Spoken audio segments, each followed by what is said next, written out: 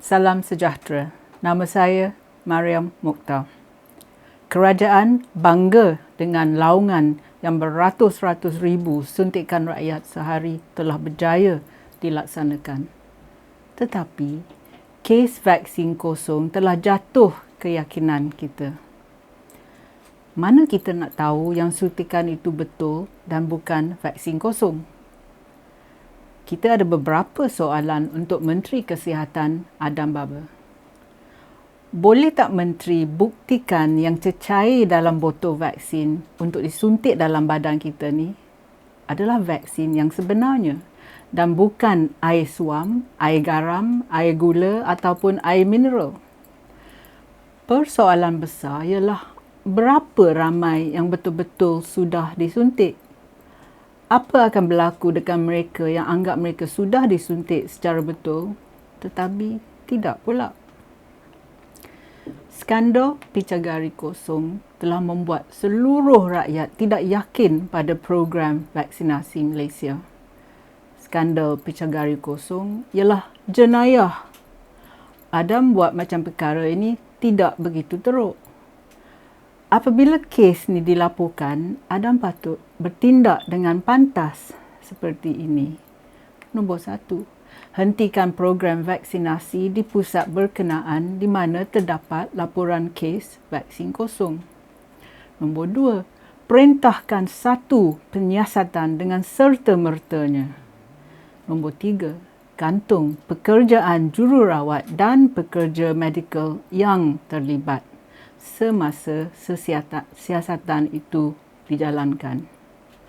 Dan nombor 4, beritahu rakyat yang hasil siasatan akan dilaporkan dalam beberapa hari dan bukan berbulan-bulan atau bertahun-tahun. Dan jangan buat dalih seperti pekerja tu letih lah dan sebagainya. Kesemua tindakan ini akan meyakinkan rakyat. Kalau tidak, rakyat tak akan percaya pada Kementerian Kesihatan dan tidak yakin dengan program vaksinasi ini. Pekerja yang membuat perbuatan keji sebegini harus diambil tindakan undang-undang yang tegas dan bukannya tindakan disiplin. Nama petugas-petugas yang tergamak menipu rakyat mesti disenaraikan.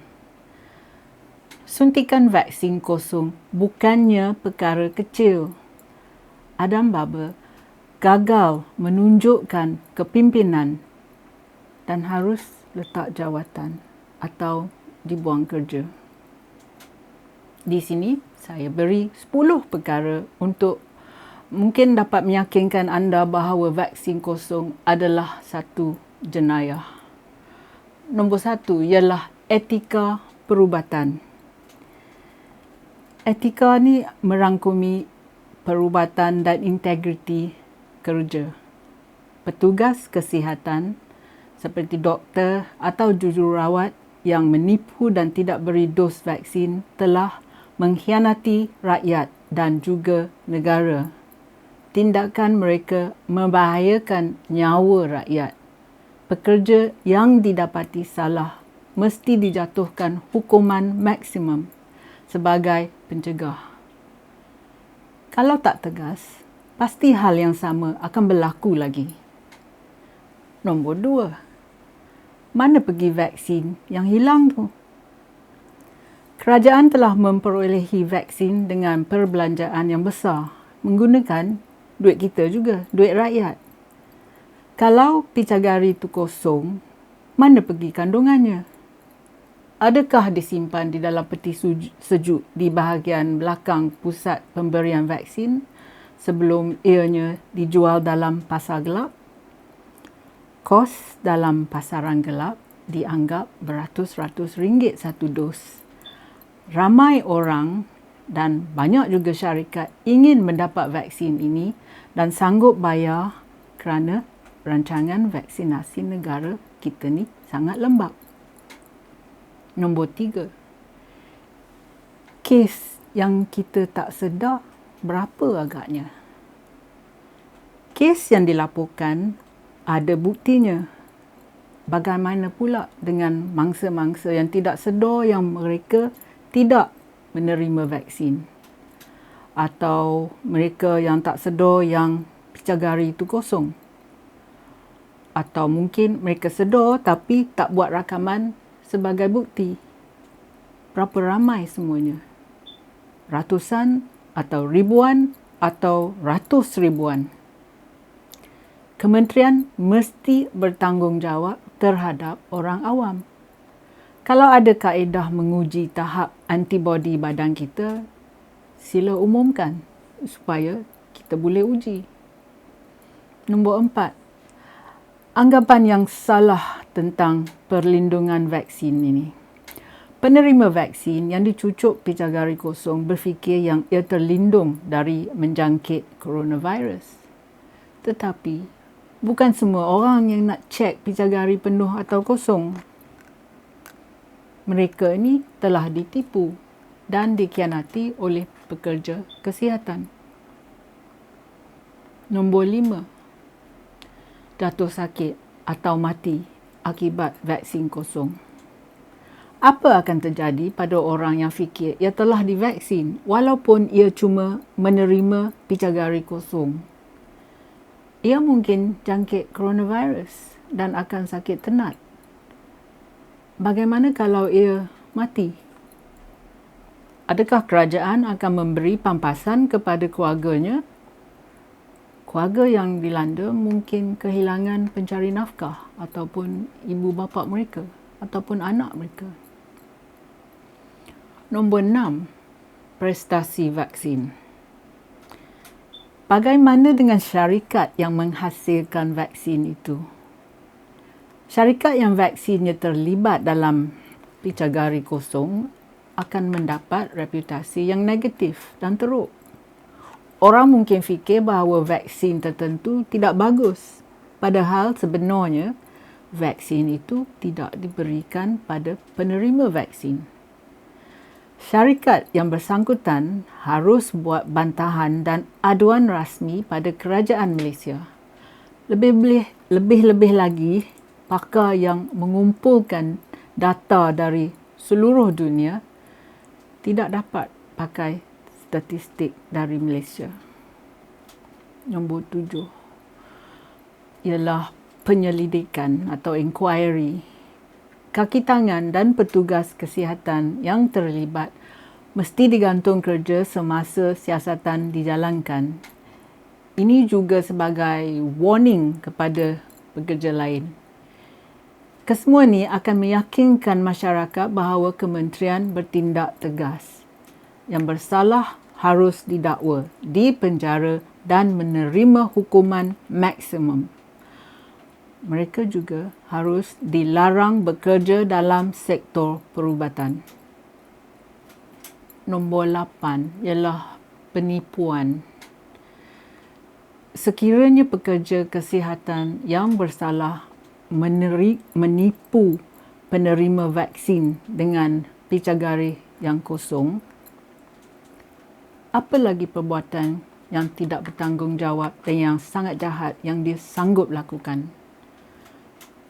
Mungkin juga dia guna jarum suntik yang telah diguna untuk orang lain dan ini boleh menyebarkan penyakit yang berjangkit seperti hepatitis ataupun HIV AIDS dari satu orang ke orang yang lain. Tindakan pekerja pengkhianat ini membahayakan nyawa dan kesihatan orang lain. Kita tidak boleh berkompromi dalam isu ini. Pekerja macam ini tiada integriti. Orang macam ni sanggup gadai nyawa mak, bapa dan anak mereka. Nombor 9. Kecuaian Adam.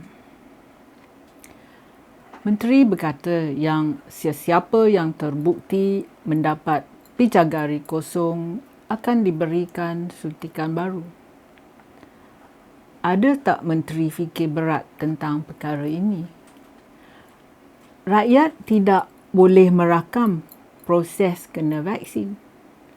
Orang yang tua, mereka yang tidak berupaya, mereka yang tidak faham tentang vaksin ataupun orang yang takut jarum mungkin tidak memeriksa picagari itu penuh ke kosong ke. Mereka mungkin lebih risau tentang side effect atau risau orang yang dapat vaksin pembawa coronavirus yang dalam queue tadi. Jadi, mana kita nak korek bukti? Mana menteri nak korek bukti? Tanggungjawab bukan terletak pada pesakit. Bila kita jumpa doktor atau jururawat, kita mengharapkan profesionalisme dan tidak patut menguruskan kerja mereka. Tahap pemikiran Adam amat membimbangkan. Dan yang ke-10, kepercayaan kita dan keyakinan rakyat. Sekiranya pekerja kesihatan yang korup dan tidak bertanggungjawab bersedia menipu dan membahayakan kesihatan rakyat, apa yang dapat kita simpulkan mengenai sistem perubatan dan kesihatan Malaysia? Kekurangan integriti, kekurangan keprimanusiaan dan sifat tidak bertanggungjawab adalah akibat lebih 5 dekad ahli parlimen kita yang makan rasuah, mabuk kuasa dan rebut wang. Bagaimana kita nak percaya pekerja kesihatan yang seharusnya menyembuh dan menjaga kesihatan kita? Adam Baba gagal menunjukkan kepimpinan. Kedudukannya tidak dapat dipertahankan. Dia tidak bersikap tanggungjawab. Dia harus letak jawatan atau dibuang kerja. Terima kasih kerana sudi menonton. Jumpa lagi.